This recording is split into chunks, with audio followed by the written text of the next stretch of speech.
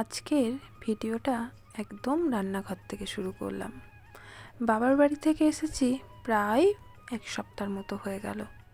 ওই যে কোথা থেকে এলে আর একদম এনার্জি লাগে না, আবার বিশেষ করে বাবার বাড়ি থেকে। তো যাই হোক, রান্না তো ওখানে মা করে খাওয়াচ্ছিল, এখানে তো এবার এসে আবার রান্না বান্না করতে হবে। সকাল থেকে একদম কাজ করতে ইচ্ছা করছে না, তাই একবারে তোমাদের সঙ্গে রান্নাঘরের ভিডিওই শেয়ার করছি।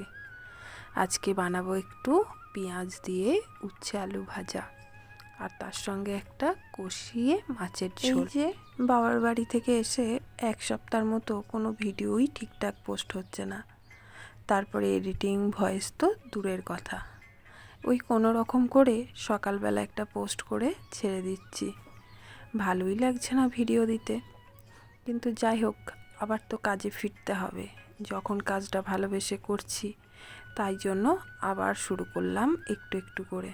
প্রথমেই উচ্ছে আলুটাকে ভেজে নিলাম পেঁয়াজ দিয়ে, এটা গরম ভাতে খেতে দুর্দান্ত লাগে। আর এই যে মাছের ঝোলটাও করে নিলাম পেঁয়াজ রসুন দিয়ে, আর একটু তেল ছিল মাছের, সেটাও ভাজা হয়ে গেল। তো এখন তবে আসি